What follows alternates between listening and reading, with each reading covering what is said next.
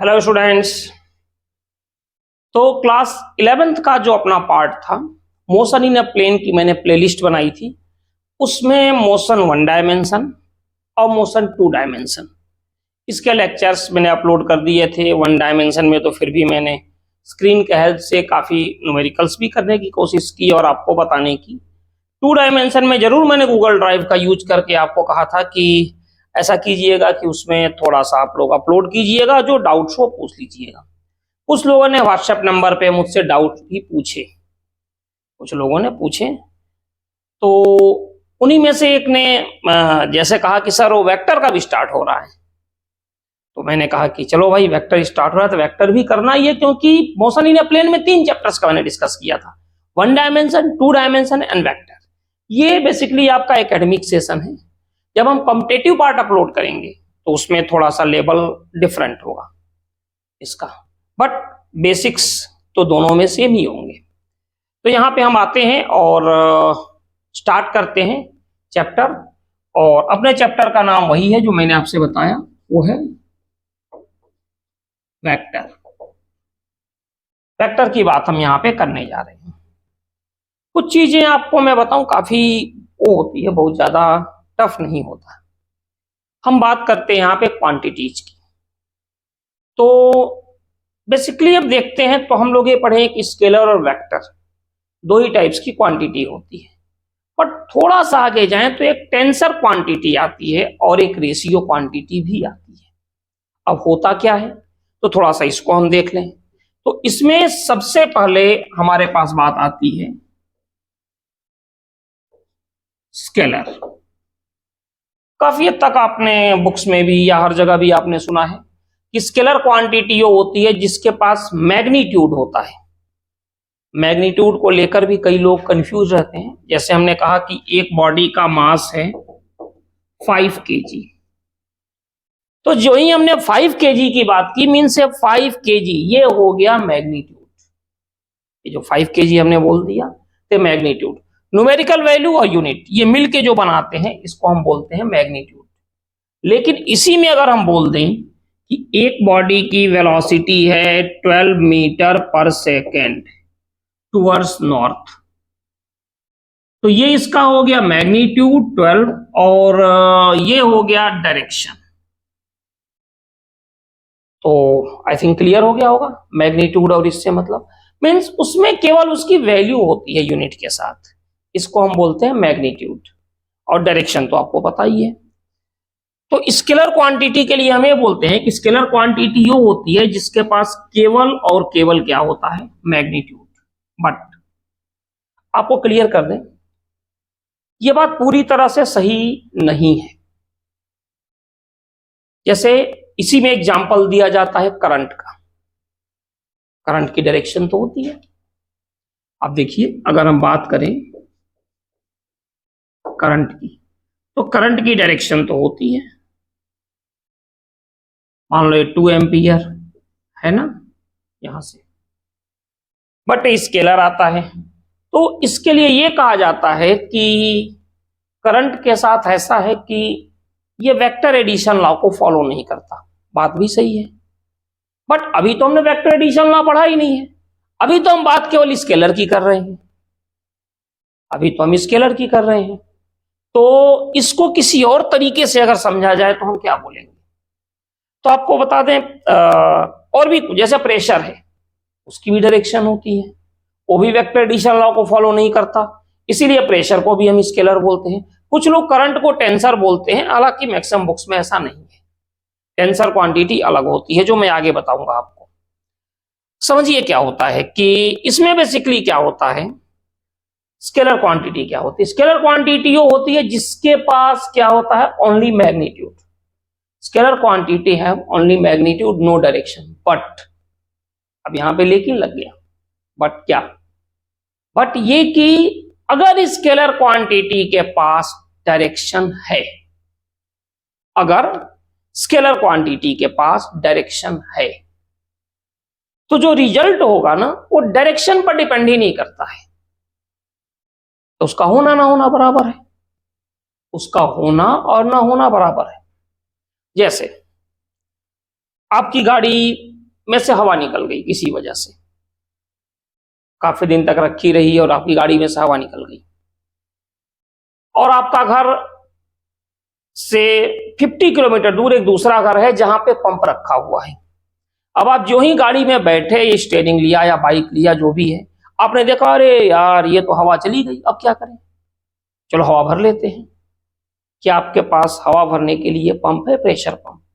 नहीं। आप कहोगे है, 50 किलोमीटर दूर है, यार उसका होना ना होना बराबर है, या फिर वो खराब है, वो किसी काम का नहीं है। पंप है तो, लेकिन हवा नहीं भर सकता, तो हम यही कहेंगे उसका होना ना होना बराबर है।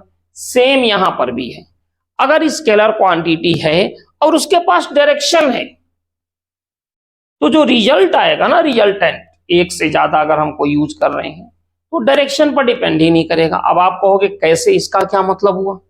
इसका मतलब समझिए, जैसे मान लीजिए कि हमारे पास फॉर एग्जाम्पल हमारे पास ये कोई बॉडी है, फोर्स वेक्टर होता है, इसके पास डायरेक्शन होता है।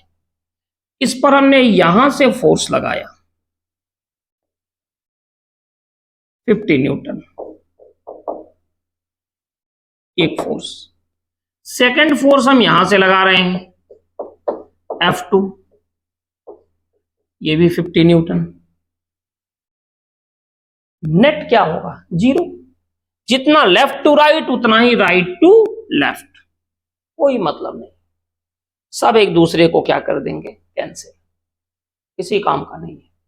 अब आइए, सेम बॉडी हमने लिया और यहां पर हमने क्या किया,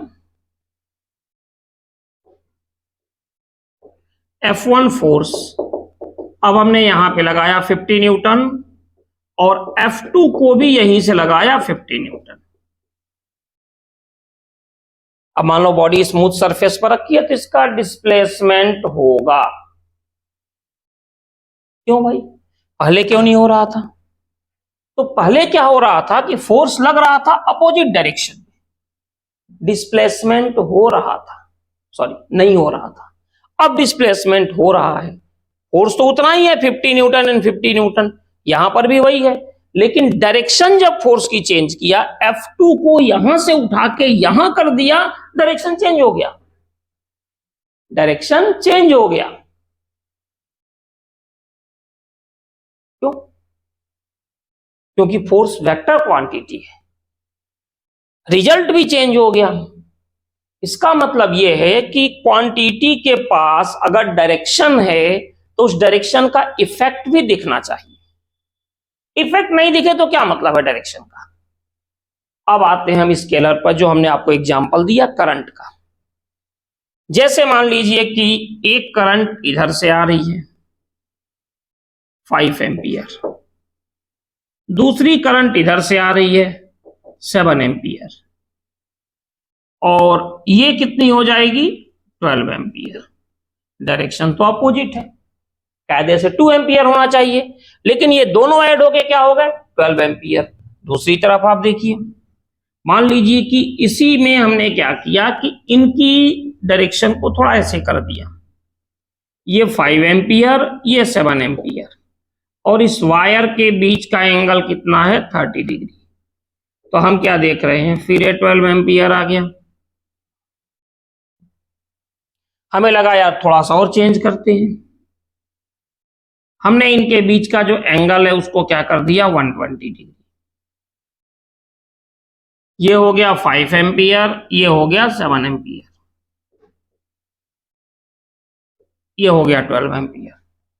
यार ये दोनों अपोजिट डायरेक्शन में है तब भी 12 है, इनके बीच का एंगल 30 डिग्री है तब भी 12 है, और इनके बीच का एंगल 120 है तब भी 12 है।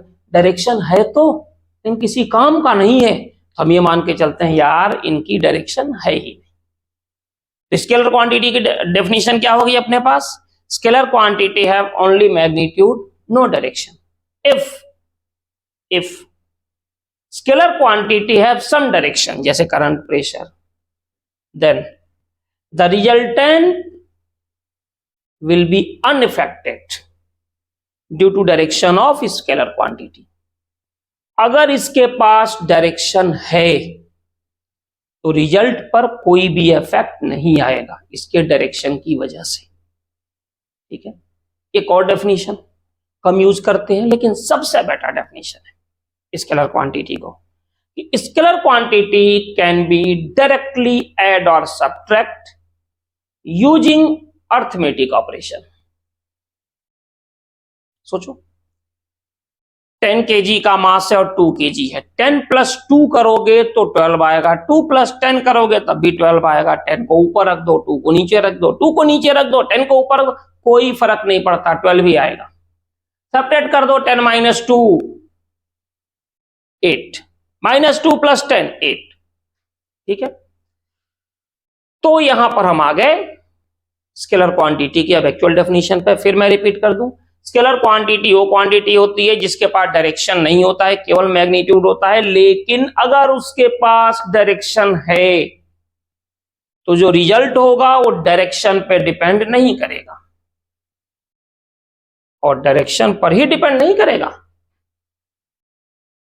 बल्कि ये भी कह सकते हैं कि स्केलर क्वांटिटी वो है जिसको हम डायरेक्टली ऐड या सब्ट्रैक्ट कर सकते हैं यूजिंग अर्थमेटिक ऑपरेशन। अब जैसे कुछ लोग बोलते हैं अपनी तरफ से कि टाइम भी तो वेक्टर है। अरे यार, टाइम कहां से वेक्टर हो गया? डायरेक्शन तो होता नहीं है। लॉजिक क्या आता है इसमें? इसकी डायरेक्शन होती है past to present, present to future. या चीजें दोनों तरफ चलनी चाहिए ना। अगर हम लेफ्ट टू राइट फोर्स लगा रहे हैं तो राइट टू लेफ्ट भी लगा सकते हैं, टाइम के साथ तो ऐसा है नहीं, इसीलिए यूनिडायरेक्शनल है।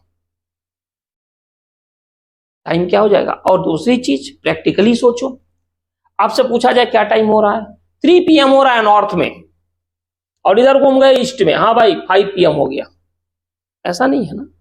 3 PM तो 3 PM ही रहेगा उस पर्टिकुलर प्लेस पे। आप चाहे नॉर्थ की तरफ घूम जाओ या ईस्ट की तरफ घूम जाओ या वेस्ट की तरफ घूम जाओ, वो तो वही रहेगा। तो इसीलिए ये भी क्या हो गया, स्केलर क्वांटिटी। तो स्केलर क्वांटिटी के एग्जांपल आप समझ सकते हो क्या हो जाएगा, लेंथ, मास, टाइम, करंट, डेंसिटी, एरिया। एक चीज और बताएं, एरिया स्केलर भी है वेक्टर भी है, आगे हम पढ़ेंगे। एरिया के बाद आपका हो जाएगा volume, work, power, energy, etcetera. ये हो जाएगा स्केलर क्वांटिटी का एग्जांपल।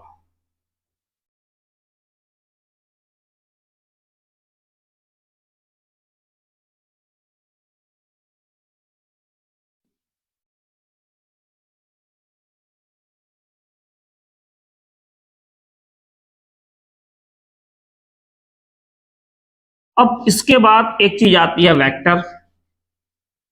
वेक्टर क्वांटिटी क्या होती है? डिस्टेंस भी हो जाएगा, ये सभी स्केलर हो जाएंगे। वेक्टर क्वांटिटी क्या होती है? तो वेक्टर क्वांटिटी में भी थोड़ा सा आपको याद रखना है, केवल मैग्नीट्यूड और डायरेक्शन से काम नहीं चलने वाला। वेक्टर क्वांटिटी वो क्वांटिटी होती है जिसके पास मैग्नीट्यूड होता है, डायरेक्शन होता है, ये तो ठीक है, इसके साथ ही साथ वेक्टर एडिशन लॉ को फॉलो भी करना पड़ेगा। अब आपको होगा वेक्टर एडिशन लॉ क्या है, तो हम कहेंगे आगे उसको भी डिस्कस करेंगे, अभी इंट्रोडक्टरी पोर्शन चल रहा है। वेक्टर क्वांटिटी क्या हो गई?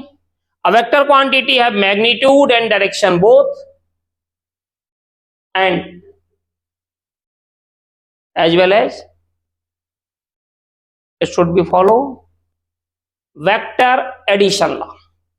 ठीक है, वेक्टर क्वांटिटी क्या होती है? मैग्नीट्यूड भी हो, डायरेक्शन भी हो, और साथ ही साथ वेक्टर एडिशन लॉ को फॉलो भी करती हो। इसका एग्जांपल क्या हो जाएगा? इसका एग्जांपल मैंने कहा ना, एरिया। एरिया स्केलर भी होता है, वेक्टर भी होता है। डायरेक्शन क्या होता है एरिया का, हम डिस्कस करेंगे आगे। एरिया हो गया डिस्प्लेसमेंट हो गया,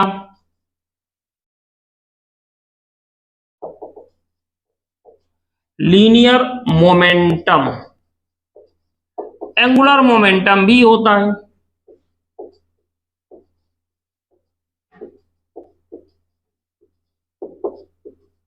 angular momentum, linear momentum, angular momentum, और क्या होगा, लीनियर एंगुलर तो हो गया, और हो जाएगा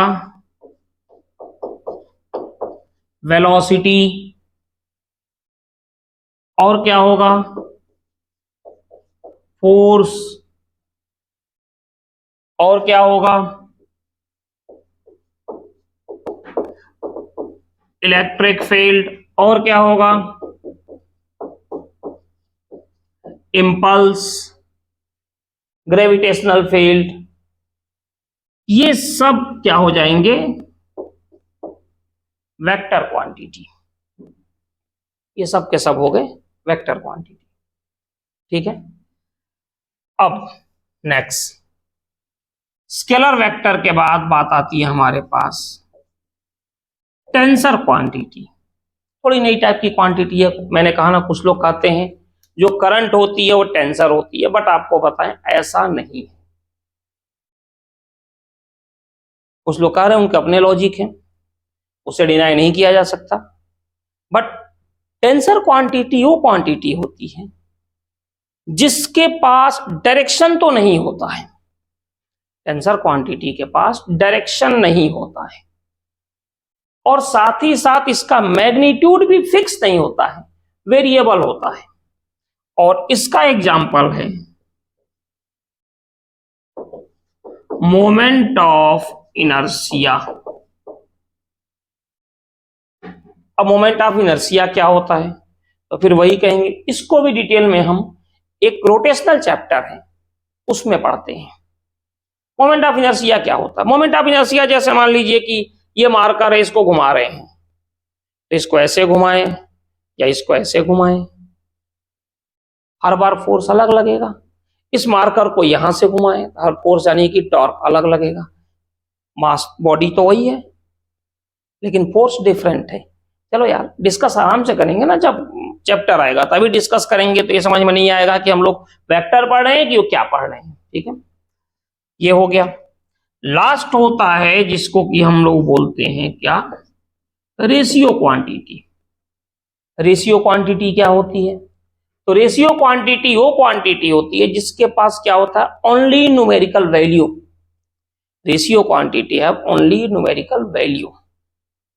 इसका सबसे अच्छा एग्जाम्पल है क्या, रिफ्रैक्टिव इंडेक्स। नाम सुना होगा आपने, जैसे कहते हैं ना, refractive index of water respect to air 4/3। याद है, refractive index of glass respect to air 3/2। Refractive index हो गया। एक और नाम आपने सुना होगा, रिलेटिव डेंसिटी, जिसको कि हम आरडी से डिनोट करते हैं। इसमें भी केवल न्यूमेरिकल वैल्यू होता है, आगे कुछ यूनिट कुछ होती नहीं है, कुछ भी नहीं होता भाई, केवल यही रहता है। ये हो गया अपना रिलेटिव डेंसिटी। रिलेटिव डेंसिटी हो गई। कुछ लोग पढ़े होंगे, नाम सुना होगा मैकेनिकल एडवांटेज। नहीं पता हो तो बाद में पूछ लेना, मैसेज करके अलग से आपको एक्सप्लेन कर दूंगा। वेलोसिटी रेशियो, और ये आप पढ़ोगे क्लास 12th में। डाइलेक्ट्रिक कांस्टेंट, एफिशिएंसी, जैसे आपने कहा फला कार है, इसकी एफिशिएंसी है 45%, बस काम खत्म, आगे यूनिट कुछ नहीं। रेशियो क्वांटिटी क्या हो गई, रेशियो क्वांटिटी है ओनली न्यूमेरिकल वैल्यू। तो ये हो गई अपनी क्वांटिटी जितनी होती है। अब इसके बाद से हम आ रहे हैं अपने वेक्टर पर, कैसा क्या किस तरह होता है। तो चलिए, अब इसके बाद बात आती है कि वेक्टर क्वांटिटी को रिप्रेजेंट कैसे करते हैं। तो कोई भी क्वांटिटी है उसके ऊपर एरो लगा दो तो वेक्टर क्वांटिटी हो गई। लेकिन एक चीज और बताएं, अगर ज्योमेट्रिकली देखा जाए तो किसी भी वेक्टर क्वांटिटी को हम रिप्रेजेंट करते हैं कैसे? एरो से। हमेशा किसी भी वेक्टर क्वांटिटी को एरो से रिप्रेजेंट करते हैं। ये होता है टेल और ये होता है हेड। तो इसकी जो डायरेक्शन होती है, direction always from tail to head. Vector quantity always represented using arrow and its direction always from tail to head. अब ज्योमेट्रिकली जिसकी लेंथ ज्यादा होगी, हम ये मान के चलेंगे उसका मैग्नीट्यूड ज्यादा है, जिसकी लेंथ कम है उसका मैग्नीट्यूड कम होगा। जैसे मान लीजिए कि ये एक वेक्टर है ए और ये सेकंड वेक्टर है बी, तो क्लियर है कि बी की लेंथ ज्यादा है तो बी का मैग्नीट्यूड ज्यादा होगा, ये हम मान के चलते हैं। हालांकि आपको एक बात और बताएं, बहुत ज्यादा इसका यूज हमें नहीं करना है, लेकिन हाँ अंडरस्टैंडिंग के लिए स्टार्टिंग में हम इसको करते हैं, बाद में तो फिर डॉट क्रॉस ये सारी चीजें आ जाएंगी तो काफी आसान चीजें हो जाती हैं। फिलहाल इसका यूज हम लोग यहाँ पे बस इसी के लिए करते हैं। अब सवाल ये आता है कि वेक्टर क्वांटिटी कब चेंज होती है और वेक्टर क्वांटिटी कब चेंज नहीं होती है। तो फॉर एग्जांपल अगर हम यहाँ पे बात करें कि जैसे एक वेक्टर क्वांटिटी है, फर्स्ट केस जब हमने क्या किया, इसका मैग्नीट्यूड को चेंज किया बट डायरेक्शन रिमेन्स अनचेंज। ठीक है, तो वेक्टर क्वांटिटी पे हमने मैग्नीट्यूड चेंज किया लेकिन डायरेक्शन को चेंज नहीं किया। तो इसको देखते हैं कि अगर मैग्नीट्यूड चेंज करें और डायरेक्शन चेंज नहीं करें, तो आप यहां समझिए इस चीज को। फॉर एग्जाम्पल ये हमारे पास है वेक्टर ए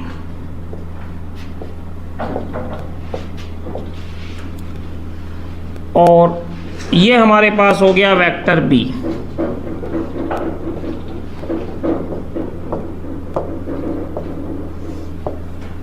अब आप देख सकते हो वेक्टर ए का मैग्नीट्यूड कितना है, 1 2 3 4 5 और वेक्टर बी क्या है, 1 2 3 4 5 6 7 8। तो दोनों की डायरेक्शन तो सेम है लेकिन दोनों का मैग्नीट्यूड क्या है, डिफरेंट है। तो हम यहां बोल सकते हैं कि vector A is not equal to vector B. एक एग्जांपल देखते हैं, जैसे एक बॉडी की वेलोसिटी है 5 मीटर पर second towards north, second body की वेलोसिटी है 12 मीटर पर सेकेंड टुवर्ड्स नॉर्थ। अब डायरेक्शन दोनों की सेम है, पहले 5 थी बाद में 12 हो गई, लेकिन मैग्नीट्यूड डिफरेंट है। तो हम ये बोल सकते हैं कि V1 is not equal to V2। ये तो तब हो गया जब इस वेक्टर क्वांटिटी का हमने मैग्नीट्यूड चेंज किया, डायरेक्शन को चेंज नहीं किया।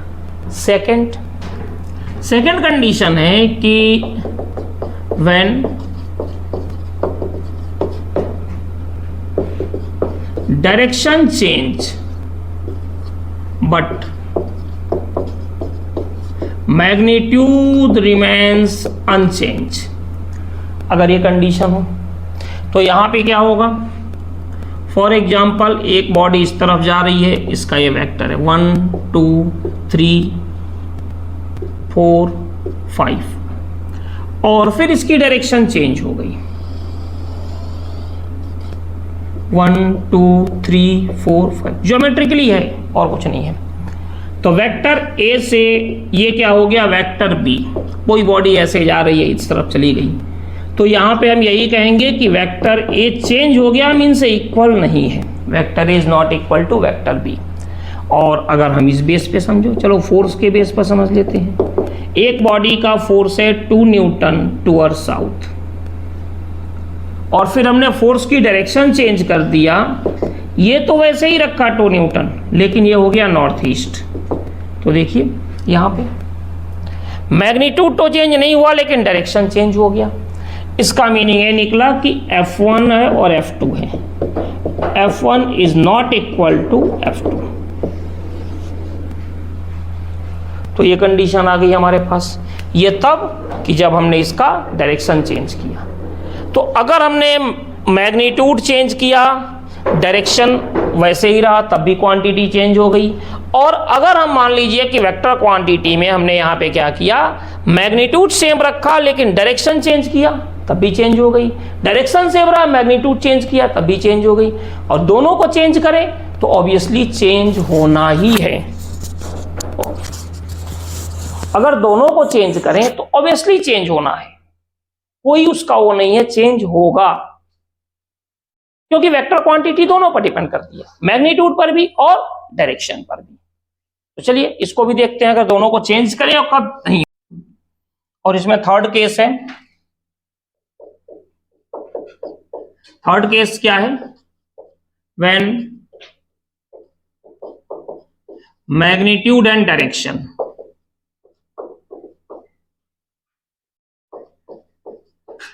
Both are change. दोनों को अगर हम चेंज कर दें, ऑब्वियसली जैसा मैंने कहा ना, वेक्टर क्वांटिटी के पास मैग्नीट्यूड भी होता है और डायरेक्शन भी होता है।